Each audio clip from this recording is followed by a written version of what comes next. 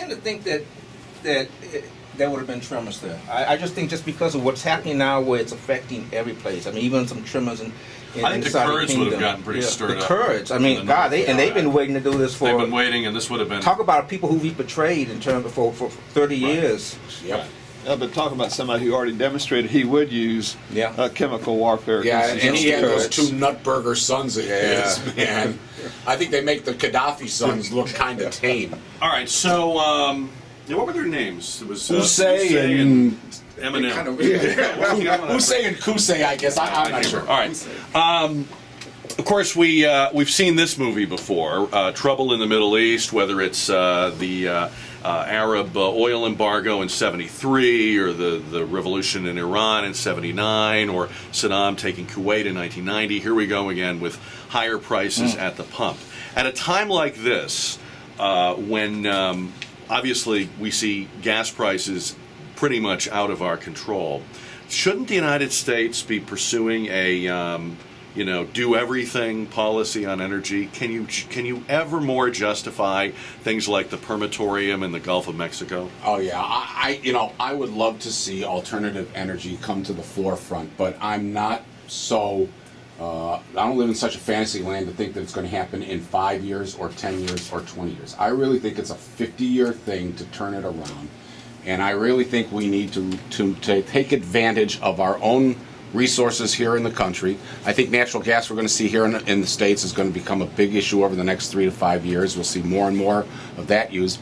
But I do believe that we need to drill our own oil, improve the efficiency of our own vehicles, stop sending our money to people that hate us, and that's how you become energy efficient, not by denying drilling permits. Salazar says he's not going to issue any new drilling or exploratory permits next year. I don't see how that helps. We need to use our own resources. I saw Ben Pickens on TV this morning, and I still don't understand why we have not moved towards taking our commercial fleet to natural gas. I mean, that would be such an easy thing to do. Oh, absolutely. It would have a tremendous effect on the amount of oil that we import, and we have an abundance of natural gas here.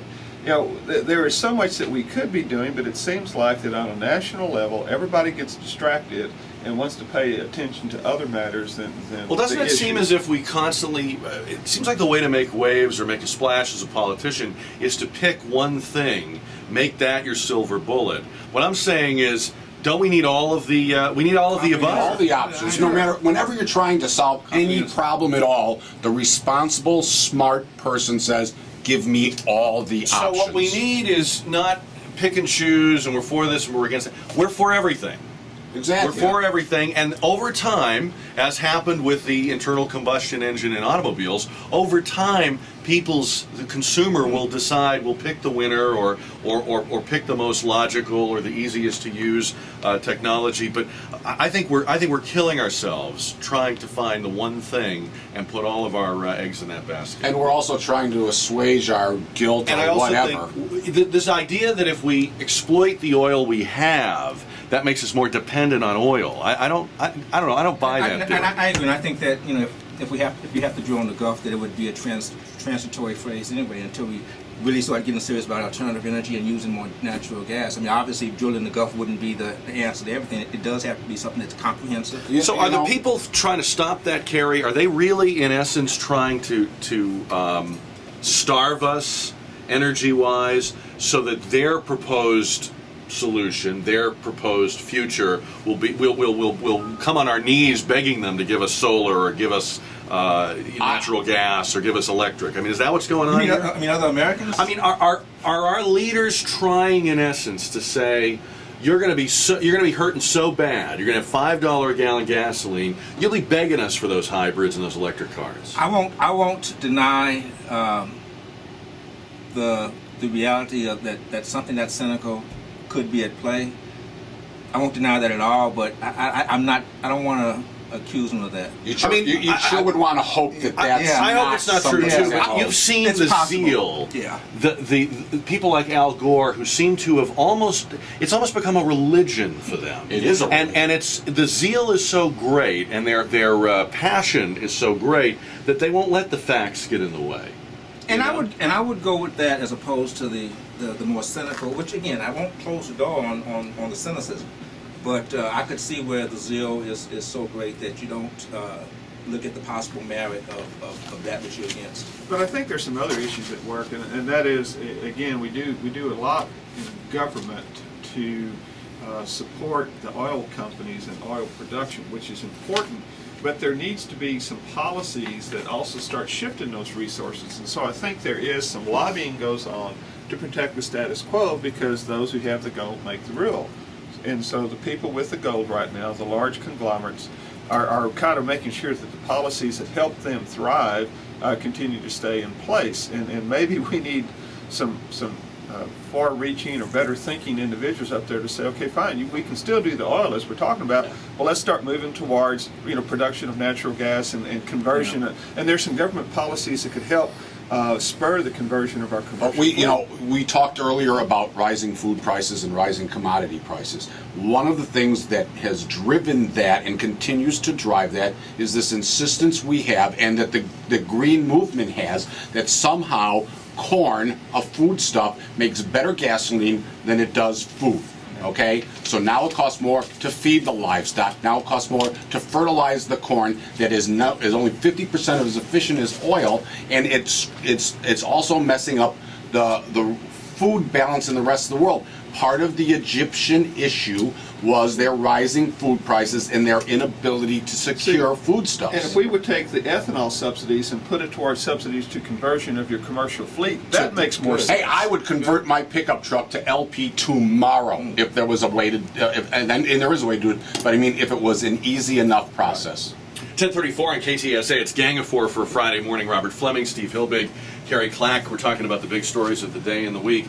All right, we are seeing, as columnist Charles Krauthammer calls it this morning in his column, an epic political moment in Wisconsin. Whatever you think, whatever side you're on, this is as dramatic and as serious as American politics get. And what's interesting to me about this is, I've been saying for a long time, there's no difference between the two political parties in Washington, D.C. You don't get any change when you switch from D's to R's and R's to D's. You get more of the same. We keep going further and further down the road to economic ruin. We keep driving the wagon closer and closer to the cliff with our national debt. But it seems to me that now, in this Wisconsin moment, if you will, there really is a stark difference here.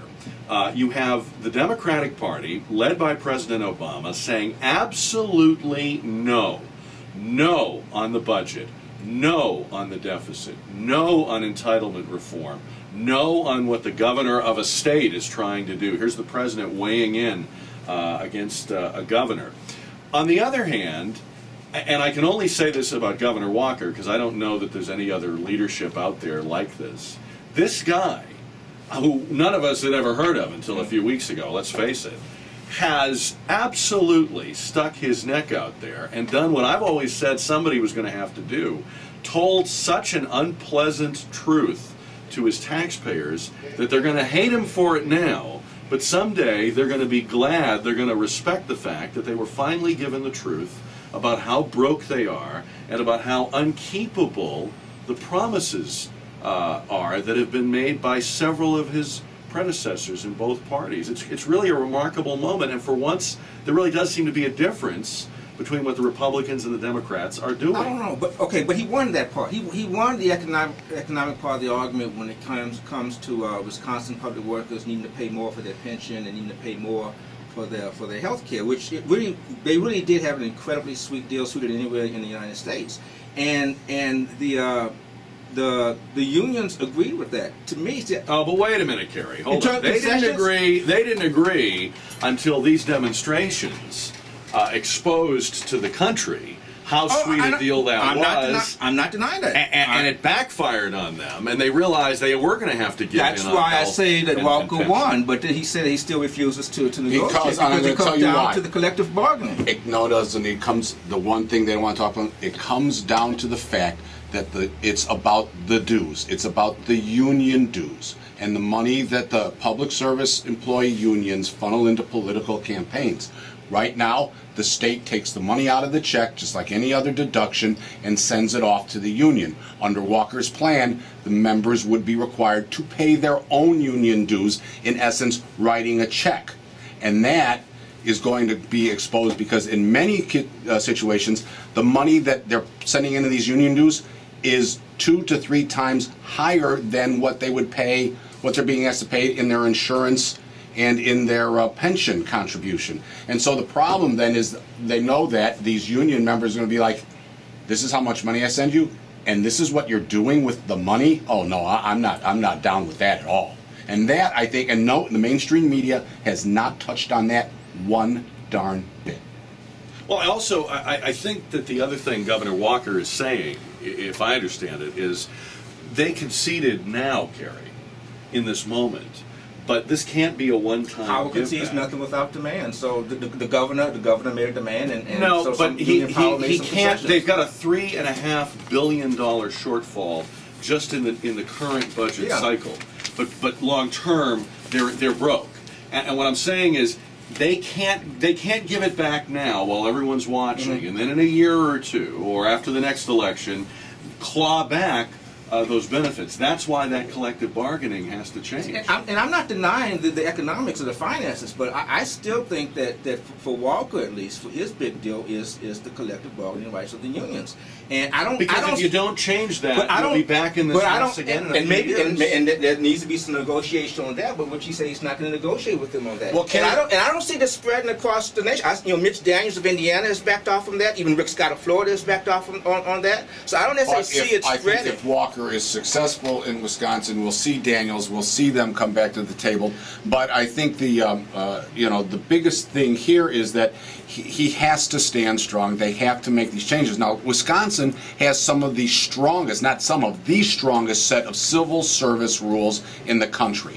Oh, it's the laboratory for civil reform, So I mean, they have, and he's not proposing any changes to the civil service laws and to weaken them. He's actually put a couple things out there that would strengthen them. So if these union members are making allegations about they're going to take away our jobs, they're going to change our work rules, they have the protections there. They are not going to be hurt. But if there's problems with, if there's ways that the collective bargaining agreements need to be improved, then negotiate. He has said, even at the concessions granted after all this went on, after the concessions from the unions on the economics, he has said he would negotiate with them about the collective bargaining agreement. To me, that seems to be the main sticking point right now, at least in Wisconsin. Well, let's come back after the break and talk about whether public employees should be able to collectively bargain for wages or benefits, because I don't think they should be, and I'll tell you why I don't think so. And we'll talk about that and many other things with our gang. It's Cary, Clack, Steve Hilbig, and Robert Flemming, and you voting in today's JR poll at 599-5555, 1040. We go into the newsroom on KTSA.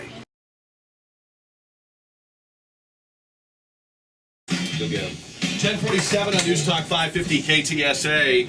Gang of Four, always on a Friday, and even when we move the show up an hour earlier, we'll leave the gang right where it is at 10 o'clock every Friday morning. Big news stories of the week, and your chance to kick them around with a diverse selection of erudite ladies and gentlemen. How do you like that? No ladies. We couldn't find anybody like that today. I'm not sure. If These I'm more three guys. impressed being called a gentleman or being called erudite. All right. In any Kind of a event, toss-up. we have the. I won't call you her suit. But I'll self-admit to it. Or his suit. But anyway, Robert Flemming's here, Steve Hilbig is here, Cary Clack is here as well. I guess I'm really late. It's right at the end of the month, but happy Black History Month. Sorry I didn't get to you sooner with that. Did you get my card? No? When is Italian History Month? We don't have it. That's- We have Columbus Day. That's right, guy. We didn't. Apparently, we didn't get in line early enough when they were handing out holidays and months. Germans don't even have a day. Look, in the private sector, when the workers, the union, negotiate with the capitalist, the management, the manager, the boss, is trying to keep as much of his money as possible and control his costs as much as possible. And of course, the workers are trying to get as much as they can.